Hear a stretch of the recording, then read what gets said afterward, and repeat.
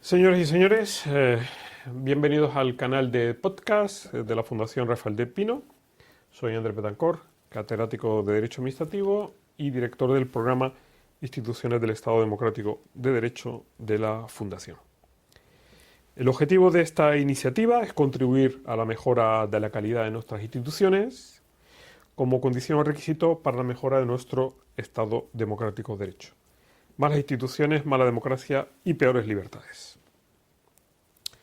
Hoy vamos a dialogar con Maribel Álvarez, profesora ordinaria de Derecho Constitucional de la Facultad de Derecho de la Universidad Pontificia de Comilla. Muchas gracias, Maribel, por estar aquí con nosotros. Y hoy vamos a conversar sobre la evaluación legislativa. Bien, vamos a comenzar por donde se debe de comenzar siempre. Maribel, ¿qué es la evaluación legislativa? A ver, la evaluación legislativa es un proceso en virtud del cual se pretende que las normas tengan una auténtica calidad antes de ser aprobadas y garantizada esa calidad prelegislativa, por eso hablamos también de evaluación prelegislativa o evaluación previa, evaluación ex ante, que haya una posibilidad de que se evalúe posteriormente si los beneficios que se pretendían conseguir con esa evaluación se han conseguido. Si ha sido una buena legislación, si ha conseguido objetivos que se pretendían o al contrario, ha conseguido otros y por lo tanto era una mala norma. Esas son las ideas de evaluación legislativa. Realizar un análisis comenzó mucho siendo en políticas públicas. Se hacía mucha evaluación en políticas públicas hasta que llegó un momento en que se pensó que también era importante una evaluación. En el fondo es como un intento de conocer primero anticipadamente los efectos que puede tener un proyecto de ley. Eso sería la primera vertiente, ¿no? Ese conocimiento anticipado, ¿no? Y para poderlo analizar y poder determinar si son correctos, no correctos, convenientes o no convenientes. Pero también hay otra vertiente, ¿no? La evaluación a posteriori, ¿no? Esas son las dos posibilidades. Aquí en España se ha incorporado muy tarde en los proyectos de ley exigencias de requisitos relacionados con el impacto normativo. Se han generado las memorias de análisis del impacto normativo, impacto económico, impacto medioambiental, impacto en familias, impacto en menores, impacto en igualdad de género, determinados impactos, por supuesto, impacto económico, esto es muy importante, porque eso también hace que las normas sean también buenas o malas, y a partir de esos impactos o sea evaluación de esa norma, qué se pretende conseguir, qué se pretende hacer. A partir de ahí, que esta evaluación afecte a la elaboración. Esto es importante porque, claro, de esta manera se va a elaborar la norma mejor, con mayor calidad material, por lo menos, que eso es importante, la calidad material de las leyes. Formalmente es importante, pero materialmente también. Y a partir de ahí, que una vez la norma entre en vigor, se establezcan mecanismos para que esa norma, un periodo de tiempo, se realice evaluaciones. Fíjate que este proceso de evaluación legislativa más o menos corre paralelo y está fuertemente influenciado por las técnicas de protección ambiental, la evaluación de impacto ambiental. Efectivamente. En el fondo es la misma, la finalidad y la función es parecida, ¿no? No te digo que sea exactamente igual, pero sí que el conocimiento anticipado de los efectos que va a tener un proyecto, bien sea legislativo o de una obra, debe ser evaluado, considerado a los efectos de uno, aprobar o no aprobar el proyecto, O en el caso de aprobarlo, pues ¿qué en condiciones? Pues esto más o menos se podría aplicar a las leyes, ¿no? Fácilmente y sobre todo a raíz del COVID. Hay muchas cosas malas que nos ha traído el COVID y alguna cosa. Hay un movimiento general y sobre todo la OCDE insta mucho a los estados a que evalúen la legislación que se aprobó con mucha premura en el COVID. Si realmente al final ha supuesto ventajas, inconvenientes, beneficios o no. Bueno, incluso de naturaleza económica, porque claro, fue un momento en el que es verdad que nos vimos inmersos en una producción legislativa que a veces no era la mejor, pero era la que parecía que en algún momento podía solventar una situación extrema, y sí que pide que se evalúe, y que se evalúe en muchos aspectos, ambientalmente, económicamente, por ejemplo. Claro, interesa mucho saber el coste que ha tenido legislaciones que han sido realizadas con una cierta premura, porque al final crean comisiones, crean asesores, se crean, no sé, todo eso, ese impacto económico que no se analizó de buena manera. Y sí, entonces la idea perfectamente razonable de, bueno, se han adoptado una serie de medidas, ahora que ha transcurrido el tiempo, qué consecuencias ha tenido, claro. si son convenientes de mantener o, en su caso, que fuese conveniente pues la depuración del ordenamiento jurídico, ¿no? O, por ejemplo, incluso se está planteando, y esto me consta que se está planteando a alto nivel, si efectivamente existe un plan. O sea, la pandemia nos enseñó que teníamos que tener un plan, por ejemplo, de vacunación, a efectos de hacer una serie de ponderaciones con respecto a quién se vacunaba, quién no se vacunaba, cómo se hacía, ¿no?, todo este proceso para que la población estuviera de alguna manera a salvo. Bueno, pues ahora también, en un momento en que hay una crisis, que no sea un comité que improvise, sino que se puedan hacer determinados protocolos que, en definitiva, permitan que ante determinados escenarios se hagan unas ciertas normas en un sentido que permitan que además se apliquen de manera rápida y se evalúen esas, o sea, se valore, se piense, ¿no?, sobre ese tipo de situaciones. Sí, sí. Hombre, es muy... los dos tipos de evaluaciones son muy distintas, porque la evaluación ex ante... Distintas pero complementarias tienen que ser. Exacto. Pero son muy distintas porque la evaluación ex ante es una evaluación prospectiva. Mientras que la evaluación ex post es una evaluación sobre la base de datos ciertos que se conocen, que se conocen obtenidos como consecuencia de la análisis de los impactos realmente producidos por la norma. Vale. ¿Y qué consecuencias se deduce todo esto? Sobre esto último que estabas diciendo, añadir una cosa muy breve.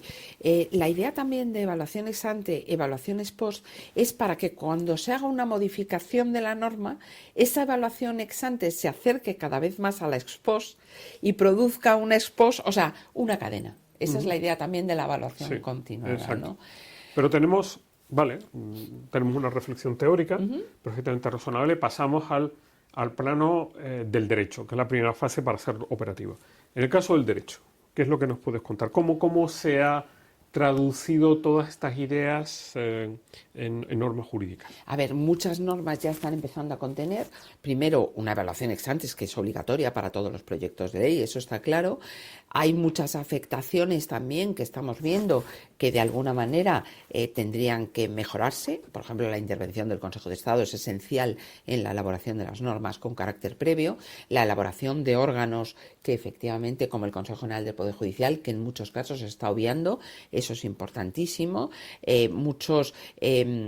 Mucha audiencia previa que no está teniendo la relevancia que debería tener sobre esas normas, porque claro, si hay una norma cuyos destinatarios son determinados colectivos, es bueno que esos colectivos den información sobre cuáles son las ventajas o no ventajas de una determinada legislación. Y eso es importante, todos esos son elementos de evaluación. Eso se está haciendo. Eso con carácter general se suele hacer. ¿Qué pasa? Que cuando efectivamente, aquí vienen otros problemas, ¿no? Cuando efectivamente estamos en un momento en que hay una dejadez, por decirlo así, en la elaboración legislativa que viene del gobierno, que es el que tiene más medios y por lo tanto más posibilidades de evaluar, pues al final, claro, nuestras normas están teniendo un déficit importantísimo. Hay muchas normas, por ejemplo, que ya están incluyendo elementos de evaluaciones post. Por ejemplo, la ley de dependencia dice: a los 5 años de la aprobación de esta ley se realizará un análisis de los beneficios que se han obtenido y tal. La ley de eutanasia también prevé la necesidad de que haya una evaluación ex post, viendo a ver cuántos casos se han producido, en qué contexto se han producido esos casos, etcétera, etcétera. Hay varias leyes ya que se...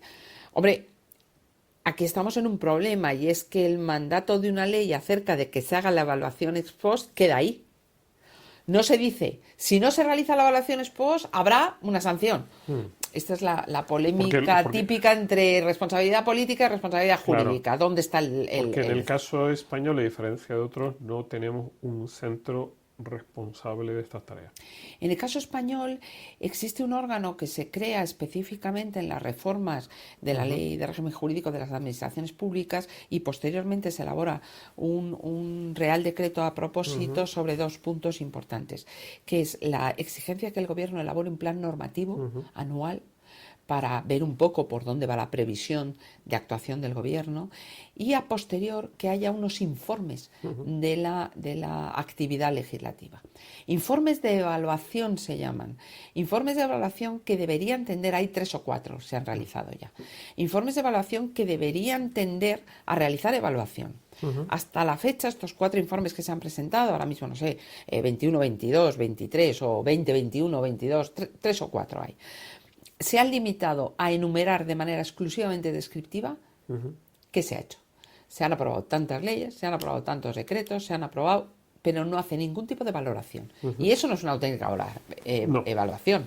Eso es una enumeración, es un informe en el que efectivamente se dice: de lo que el gobierno tenía planteado a lo que tenemos, hay esto. Pero no se dice ni por qué sí, ni lo que se hizo es bueno o malo.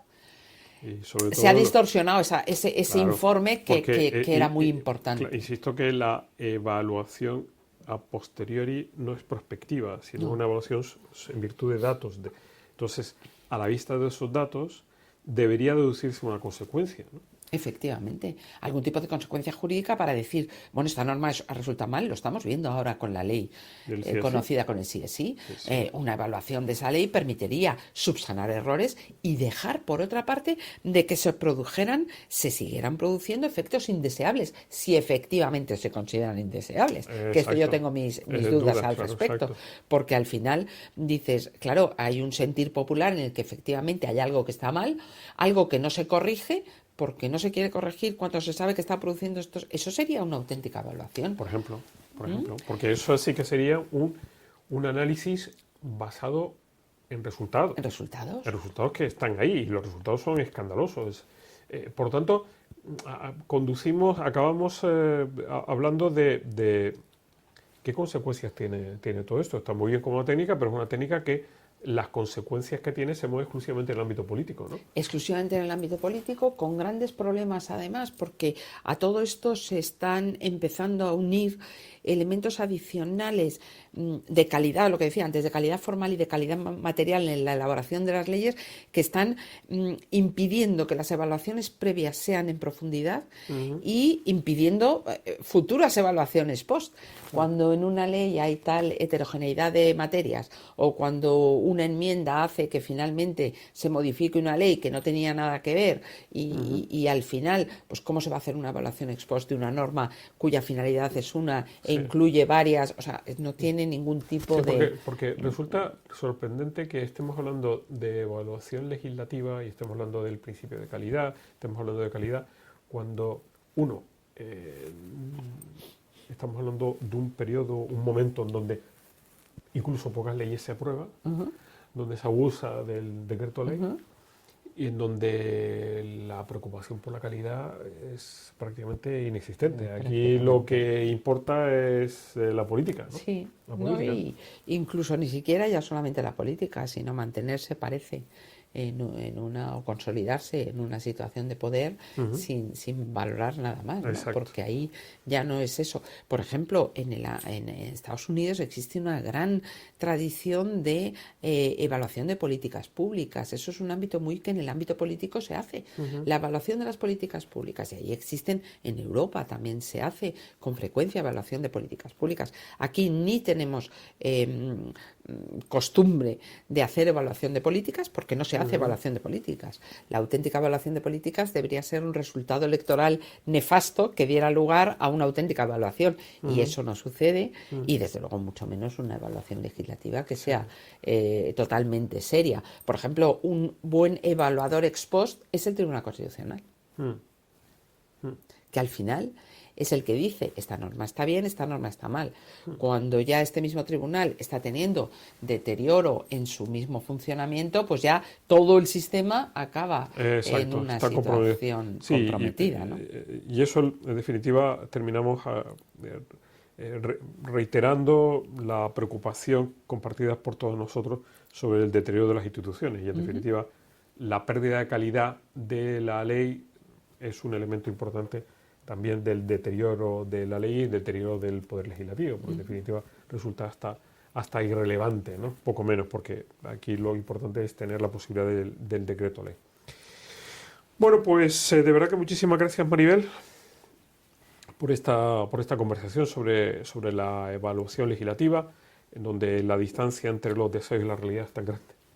Cada vez estamos más en el ser y el deber ser, efectivamente. Que hay que traer a colación. Estamos redescubriendo a Kant. Cada vez más. Bueno, pues muchas gracias. En la próxima sesión trataremos sobre el recurso de amparo. Contaremos con Ignacio Díez Picasso. Gracias a todos ustedes por su atención. Les invitamos a que continúen atendiendo este canal de podcast de la Fundación Rafael del Pino. Muchísimas gracias. Gracias.